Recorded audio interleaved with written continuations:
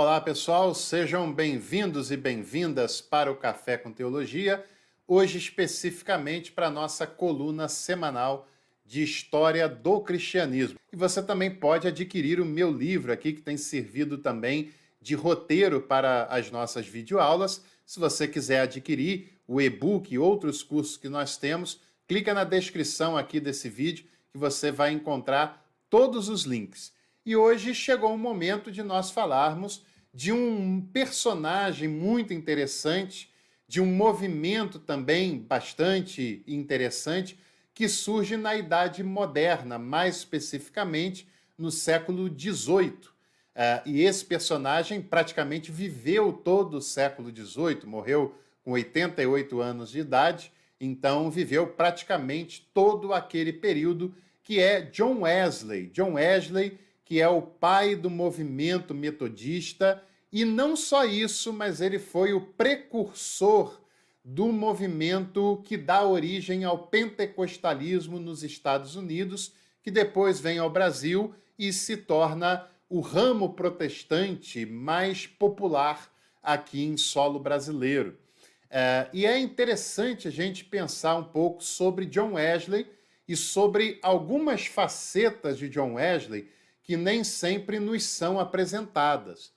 Muitas vezes é apresentado um John Wesley herói da fé, um John Wesley piedoso, um John Wesley que pregava, um John Wesley fervoroso, um John Wesley que orava e tal. E tudo isso tem a sua veracidade, ele realmente era uma pessoa piedosa, ele realmente era um pregador apaixonado, ou se tornou, depois da sua experiência, né, um pregador apaixonado. Ele era uma pessoa que orava, etc., mas ele é uma pessoa mais completa do que um determinado ídolo que às vezes tentam passar como se fosse uma imagem santificada e inalcançável. Mas Wesley foi uma pessoa bastante engajada naquilo que ele compreende como segmento cristão, né? E esses elementos são importantes que a gente observe por aqui. Mas se você não conhece esse personagem, para deixar claro, ele nasceu no ano de 1703 e ele era filho de um casal cujo pai se chamava Samuel e a mãe se chamava Susana. E ele é de uma família tradicionalmente composta por ministros da igreja na Inglaterra. Os avós maternos eram pastores, o seu pai, o seu avô paterno também era, e John Wesley é um dos 19, é isso mesmo, um dos 19 filhos do casal Samuel e Susana Wesley. Ele, aos 6 anos de idade, tem um episódio muito marcante, que ele era uma criança, estava dormindo num prédio na sua cidade natal, num determinado ambiente da reitoria de Epworth, que era a sua cidade, e o prédio começou a pegar fogo. E ele fica preso nesse segundo andar, nesse segundo pavimento do prédio, e teve que ter uma mobilização ali da vizinhança para tentar resgatá-lo. E ele, claro, foi resgatado com vida, e desde então, inclusive aquilo saiu nos jornais da época e tudo mais, e ele cresceu nutrindo na sua mente, na sua cabeça, a ideia de que aquilo foi um livramento de Deus para a sua vida, como se fosse um livramento de Deus, né? Esse termo é muito contemporâneo, mas ele nutre a ideia de que Deus o guardou, de que Deus o poupou e que ele não morreu por algum motivo que ele descobriria. Aos 17 anos de idade, ele passa a fazer parte da Universidade de Oxford, porque esse é um dos elementos que nós precisamos falar de John Wesley, que nem sempre é falado, que nem sempre é apresentado. Se, por um lado, John Wesley era um piedoso, um devoto, etc., John Wesley também era um intelectual. John Wesley nunca fez um dualismo que muitos fazem entre a devoção e a intelectualidade.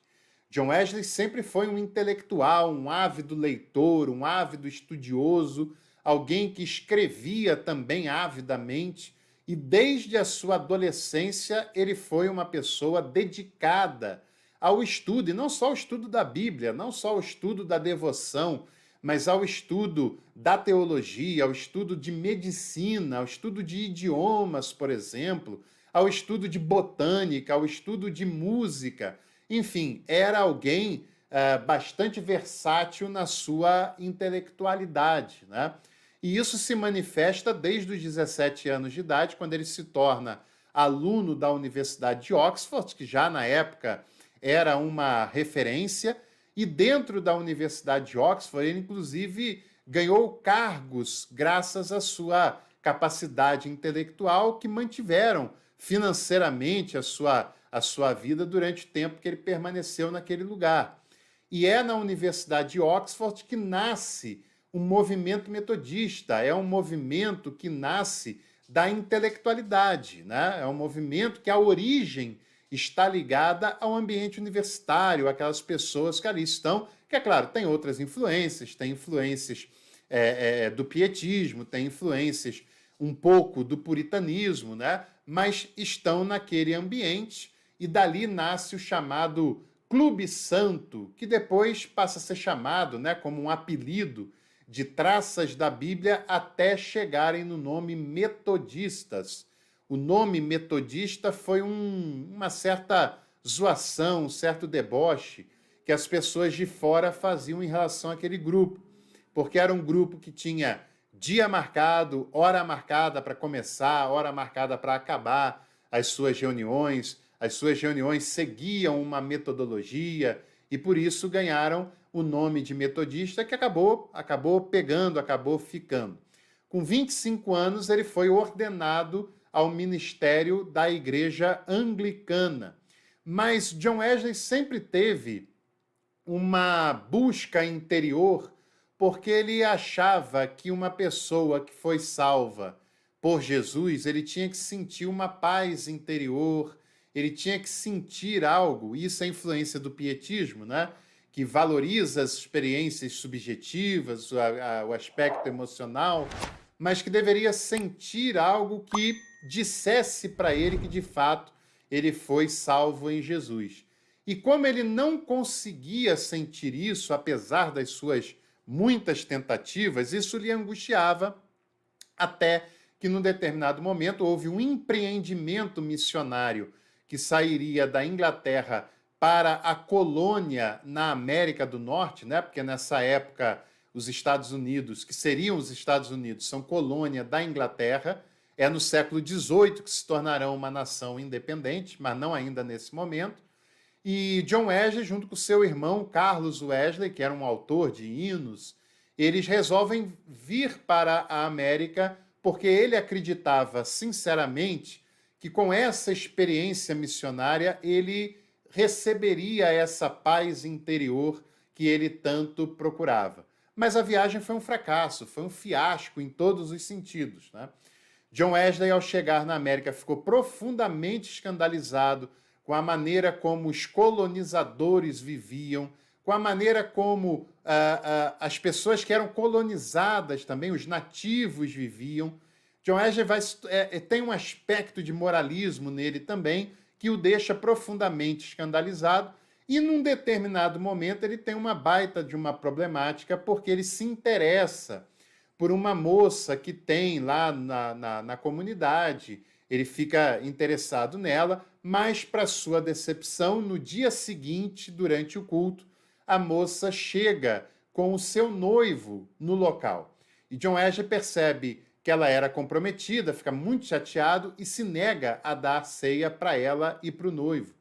E isso dá uma rebordosa grande e vai desgostar tanto o John Wesley que ele acaba saindo meio que a francesa da América e voltando para a Inglaterra. A única coisa que prestou para ele nessa experiência toda foi que ele encontra os irmãos morávios, sim, os pietistas morávios, que na viagem, quando o navio é pego por uma tempestade, eles estavam meditando, refletindo, orando, cantando, e John Wesley falou assim: essa gente tem a paz que eu preciso, né?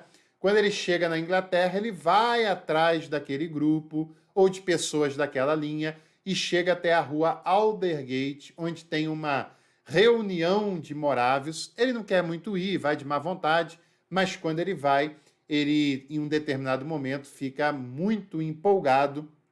Ele está ouvindo o dirigente daquela reunião lendo um comentário de Martinho Lutero à Carta aos Romanos, que 200 anos antes tinha impactado a vida de Martinho Lutero, e aquela experiência marca também a vida de John Wesley.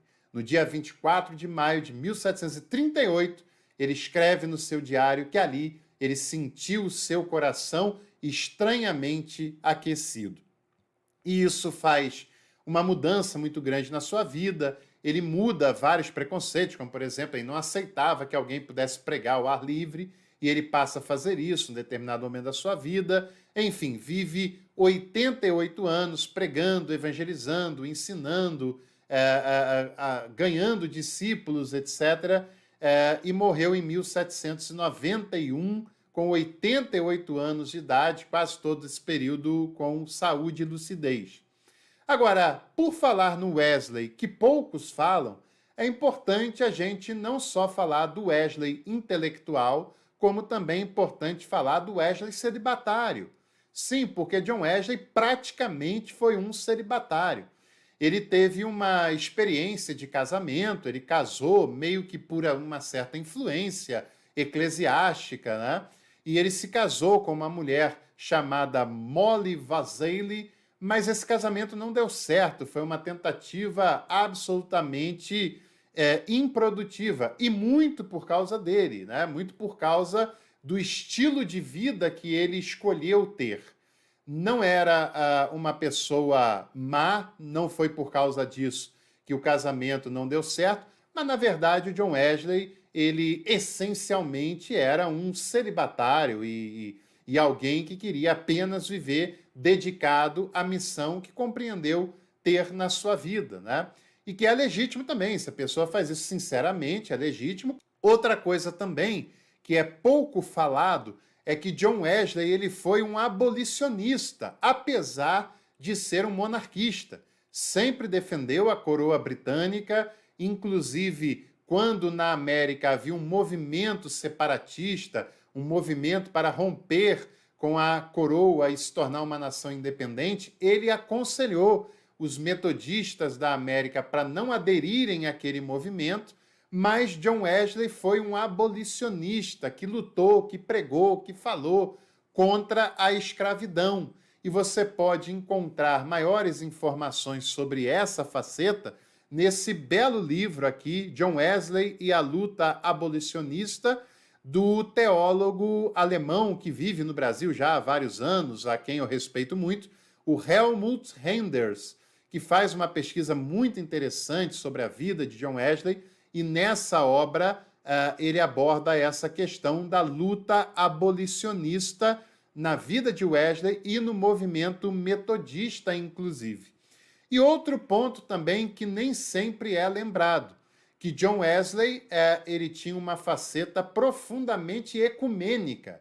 John Wesley era um ecumênico, inclusive ele escreve a um bispo católico da Irlanda, e uma das frases mais interessantes daquela carta é quando Wesley escreve para aquele bispo o seguinte: se nós não podemos concordar em tudo, pelo menos podemos nos amar em tudo.